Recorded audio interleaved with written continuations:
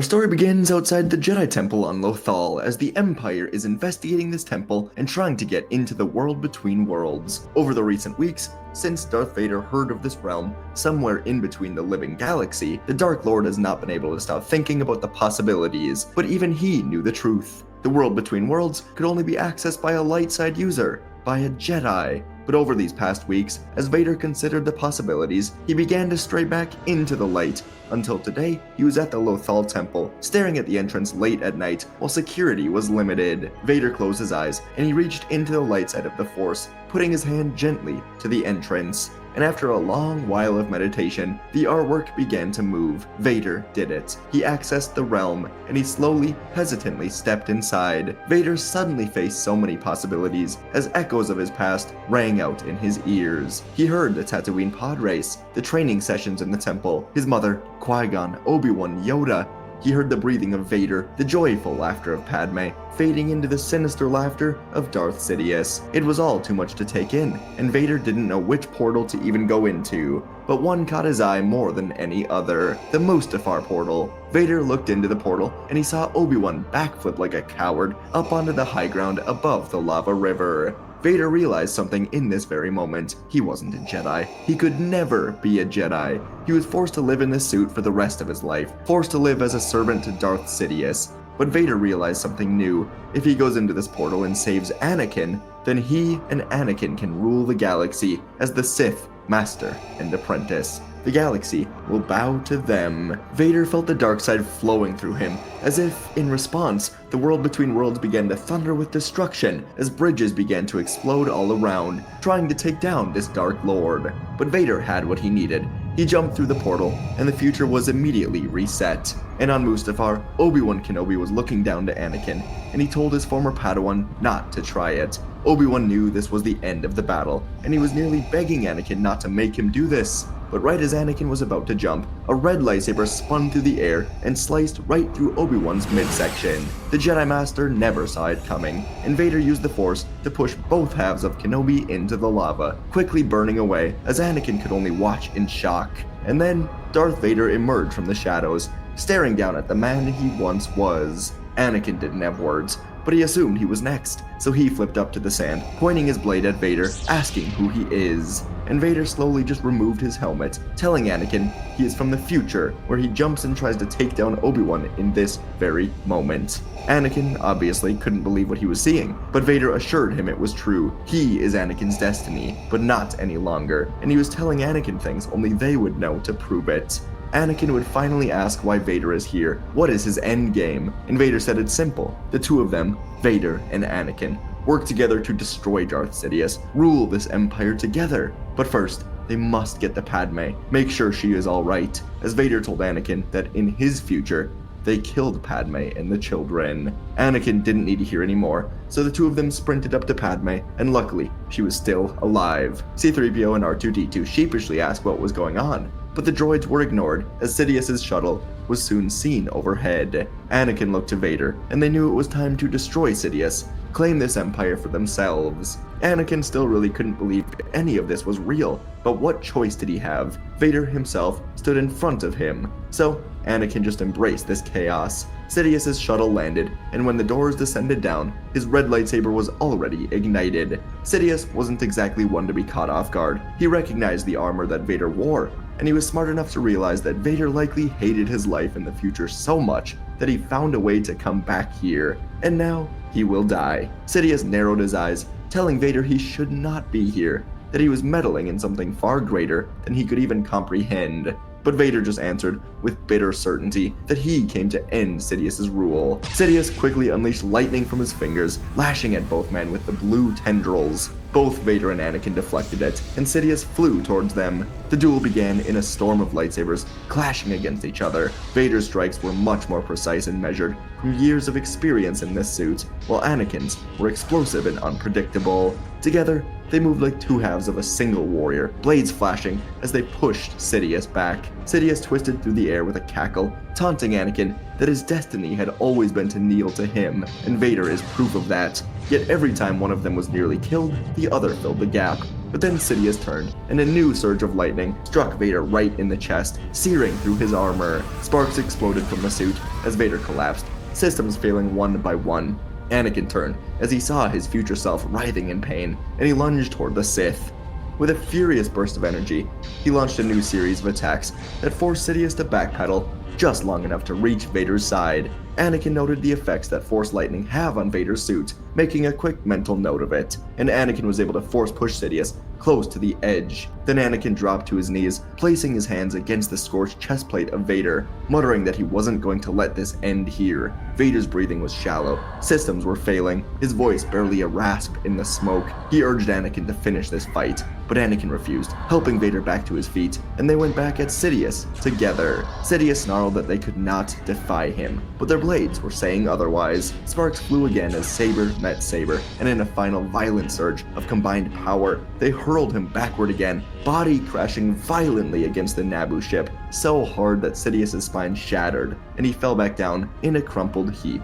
But in defeat, Sidious did not die quietly. With a last surge of power, he turned towards the shuttle behind him, towards the ship carrying Padme, and he whispered that if he could not break the two of them, he would break what they loved. The ship groaned, then it flung from the landing pad, plummeting down into the lava below. But Anakin bolted towards the edge, horror across his face. Vader followed close by, and together they reached out, arms extended. The ship tumbled through the smoke, but it finally slowed down. Muscles strained, circuits sparked, and the Force pulsed between them in a tide of their will. Inch by inch, the two of them pulled it back up to the platform. The ship rose, grinding across the edge of the platform before settling back down safely. Exhausted, Anakin dropped to his knees, overwhelmed. But Vader turned around, moving with purpose back towards Sidious. The Sith Lord was still alive, barely clinging to life, and Vader lifted him, snapped his neck, and threw him down into the lava below. He would not lose Padme again. When it was over, Vader would stumble up the ramp of Padme's ship, and he would truly see her for the first time in so many years. For the first time since Mustafar in his own timeline. It was a happy moment, but there was a dark thought bubbling in the back of his mind.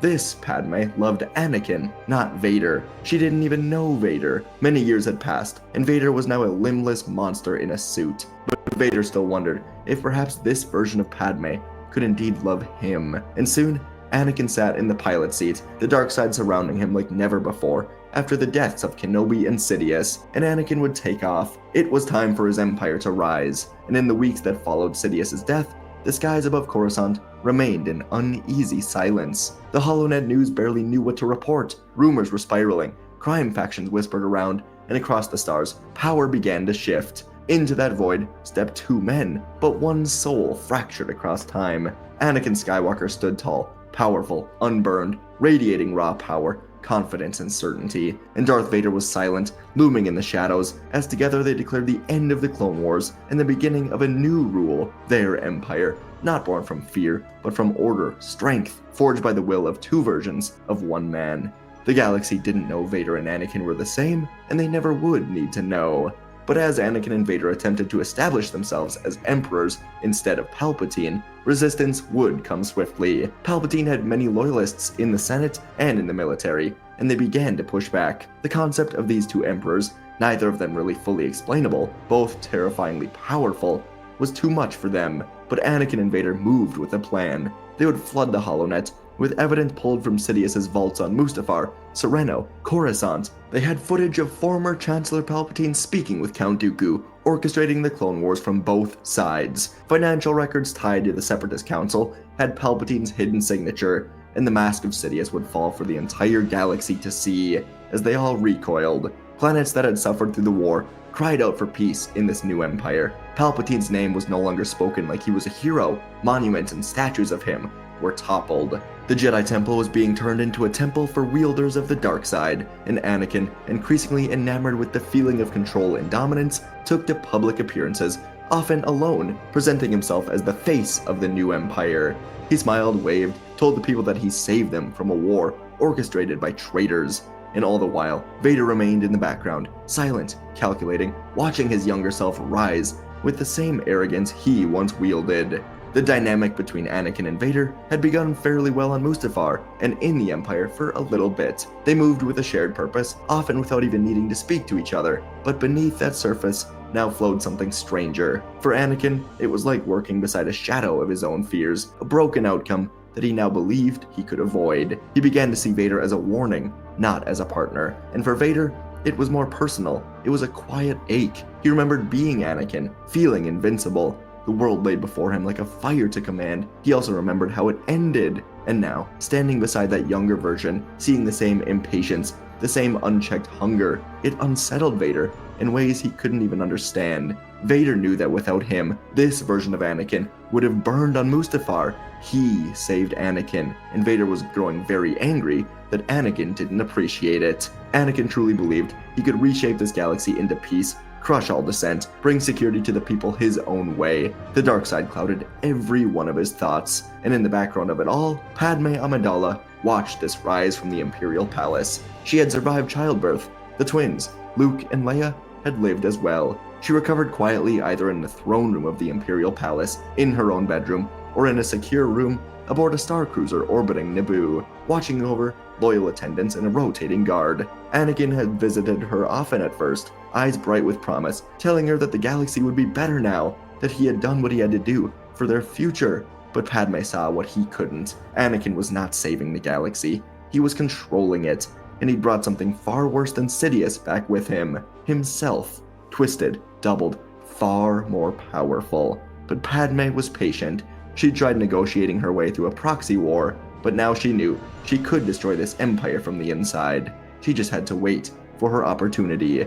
Since returning from Mustafar, Vader had only visited her once.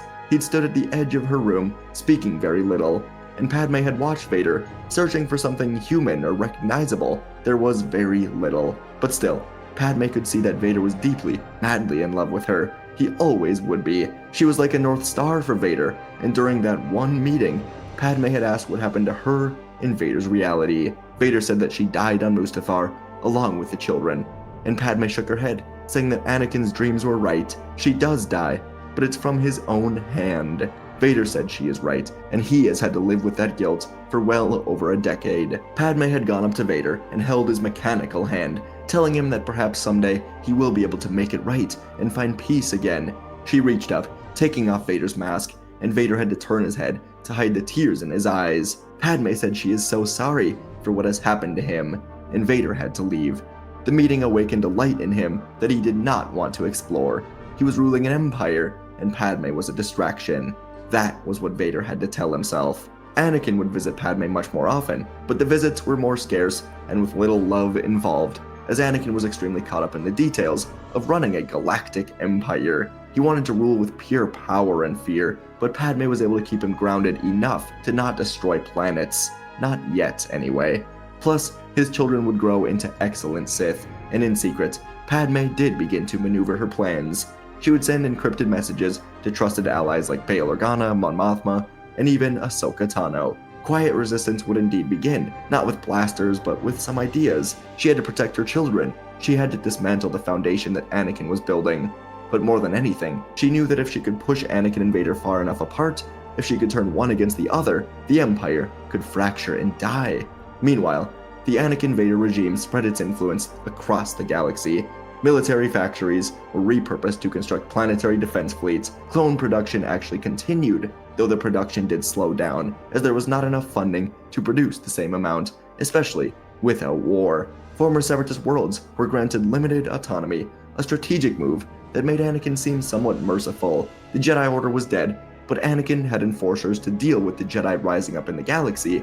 Fallen Jedi, or other Force wielders, were to be trained by Vader inside of the Jedi Temple, and Vader quickly began to see he was essentially repeating his old life. He was no longer a slave to Sidious, but now to Anakin. It was terrible. He knew this peace could not last. Anakin was spiraling towards a future Vader had already lived. So one night, Vader went to speak with Anakin alone to express his anger with his role in this empire. Vader walked unannounced into the home of Anakin, Padme, and the twin babies, and he expressed his displeasure to Anakin. Vader stood tall and strong, but this only angered Anakin. He took this as disrespect in his own home, so Anakin unleashed a power he'd been secretly learning in the background. He blasted Vader with huge waves of Force lightning, and Vader crumpled to the floor, his suit slowly giving out. Anakin told Vader that he is nothing more than a failure who will always be beneath him, and Vader screamed in agony before putting his hands up in surrender.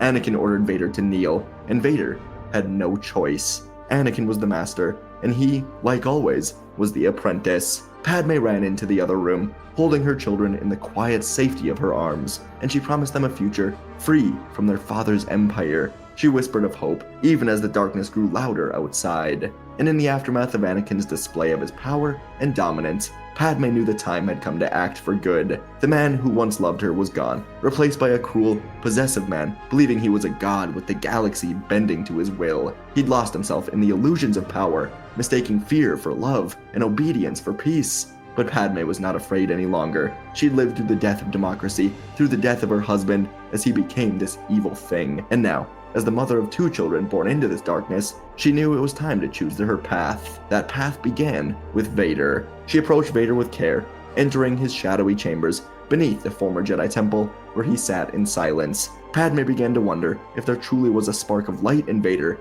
that could be reached. Something broken, yes, but not truly lost. She played her part carefully, showing sadness when speaking of Anakin, not anger. She told Vader that she no longer recognized the man ruling the Empire, that the warmth and the love that once guided his heart had died. And she told Vader that she still saw fragments of the man she'd once loved in him. Vader listened, and in time, he stood closer when she entered. He lingered in her presence, and Padme let herself become Vader's light. She planted seeds slowly, over many months, suggesting that maybe, together, they could fix what was broken. The Empire, she said, was not beyond salvation, but it needs leaders who understand the people, not tyrants obsessed with control. Anakin was too dangerous. His ambitions would eventually cost all of them their lives, and if they wait too long, there would be nothing left. It was all a manipulation of Vader, but one born from something real. Padme knew Vader. She could still feel his love deep down, and she gave him something to hold on to. A chance, a future with her, a chance to rewrite what the galaxy had become. She told him there was no longer a place for Anakin, and Vader soon believed her. Padme reached out to Captain Rex, to Ahsoka, to the Bad Batch. They would follow her to save the galaxy from Anakin, and the trap had to be perfect. Anakin was strong, smart, and every day, he only got better. Vader alone could not defeat him, so Padme took the lead. She softened her presence around Anakin, showing him affection once more, pretending to believe in the world he was building. She praised his victories in destroying cities resisting his rule on Vardos, Corellia, and Megiddo. She said she admired his strength and even leaned into the memory of what they once had, telling Anakin he has done well. Anakin, blinded by the illusion of control and the hunger to be loved, would accept this. He began to open up again, convinced that Padme had finally come to understand him. And then she offered him the one thing he realized he longed for more than power, simply peace. Just the 2 of them, alone, away from the palace, away from the throne rooms, the fleets, the duties, a return to where it all started between them. She suggested a trip to the fields of Naboo, the same place they'd first fallen in love, and Anakin had happily accepted. The children were now 2 years old, and they were left in the palace with nursing droids, handmaidens, and enough security to fight an army. Padme made the arrangements personally. She ensured the security around them was minimal, and she smiled as their cruiser launched from Coruscant, Anakin beside her, unaware of the web closing around him. And waiting for them, hidden among the tall grass and hills of Naboo, were Vader, Rex, the Bad Batch, and Ahsoka. Vader hadn't explained to any of them who he was. He couldn't. He just hid his darkness for now. All they knew was that they had the same goal: end Skywalker.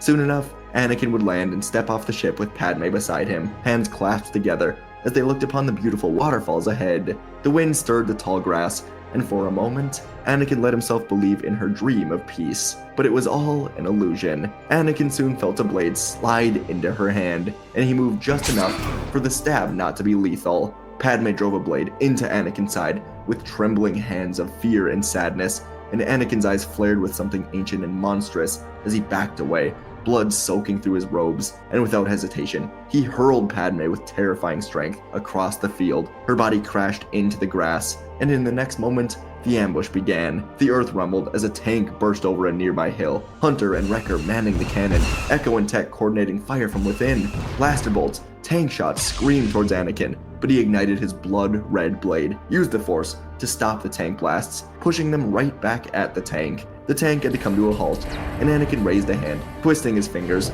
The tank shuddered mid-charge, crumpling as if crushed by an invisible vice. Metal groaned, then exploded outward in a burst of flame as the bodies were flung like dolls into the grass. The Bad Batch, undone in seconds. Captain Rex came from the side, launching explosive rounds from a modified rifle, each blast lighting up the fields as they hit the grass right in front of Anakin. Rex took deep breaths of fear as Anakin was gone, consumed by the explosive fire. But a second later, Anakin just strode through the fire untouched, absorbing the impact with a shield of the Force. Rex fired his pistol in desperation, but Anakin just turned his head to dodge. Then Rex's body was lifted, crushed, and discarded like nothing. Ahsoka descended from the grass behind him, blades flashing white, movements fluid, but Anakin was no longer her brother. He was a storm of the dark side. He caught her in mid-strike, parried her blades with his bare hands, extinguished both of them with the Force, then stabbed his red blade through her chest, and sent her spinning with a Force pulse that cracked the ground beneath her. She would not rise again. And then came Darth Vader. Red blade ignited. He met Anakin with fury and fire, blade clashing against blade in a storm of red light. But Anakin's strikes were impossibly fast, each one echoing with thunderous waves of the Force. When Vader tried to hold him back with one final desperate burst of power, Anakin's hand broke through, gripping Vader's armor, crushing his breathing apparatus. Vader had to slam his fist into the ground, creating a wave of earth hurtling at Anakin, but Anakin flipped over it, pouring lightning down and into Vader once more. Vader collapsed beside the others, alive, but completely shut down and unable to move. Only Padme remained. Anakin approached her slowly, dark side pulsing through him like no Sith before. His shadow fell across her as he raised his hand again, fingers curling. She rose from the ground, choking, grasping at her throat, eyes locked with his. But Anakin's once kind eyes had become a permanent yellow, and he showed no emotions as his fingers closed, ending her life. Vader's breathing was raspy as he lay here amidst the bodies. It was beyond heartbreaking, and Vader would die looking at the man that he saved. It was a terrible mistake to save this monster on Mustafar, and that was his final thought. Anakin Skywalker stood alone as the sun dimmed behind the gathering clouds, and the fields of Naboo were covered in darkness. Anakin was gone. Darth Vader remained, not in the suit, but as the one true Sith Lord. In the decade following his ultimate victory, Anakin would become the only single emperor of this Sith Empire. The Galactic Senate abolished completely, replaced by a brutal hierarchy of governors and Sith enforcers. Jedi were extinct, Yoda was hunted and killed. All Jedi were made of examples by the Inquisitors, who now operated as Anakin's assassins. Luke and Leia grew under Anakin, trained in the dark side from the moment they could walk. They were taught not only to wield the Force, but to dominate with it, and this would go on for many, many years. By the 50th year of Sith rule, Anakin was sitting upon a throne forged by war, surrounded by silence. Luke and Leia no longer asked for any guidance. They governed the galaxy as they wished, waging private wars of ideology across the stars. Anakin realizes that he has done everything he once feared and more. No one dared challenge him. With every breath, he could feel the Force retreating from him. The galaxy belonged to him. His children and him were gods of the galaxy, of the Force. And yet, despite it all, Anakin Skywalker felt nothing but a deep sadness and emptiness in all of it. And folks, that is our story for today. I'm not gonna lie, my ending for this one changed more than, the sequel trilogy. I went back and forth, light side ending, dark side ending, and I decided, hey, let's really change it. Let's give Vader some consequences for changing the past and time traveling, because I think that's a good way to go about it. Time travel is not supposed to be easy and give you an easy out. The dark side user is not supposed to be able to do it. So wanted to end with Vader being like, oh no, and yeah, everything going terribly wrong. Yeah, appreciate you guys listening. Really dark ending, but yeah, had to do it. Let me know what you want to see next. Thanks for watching, and I'll see you in the next video.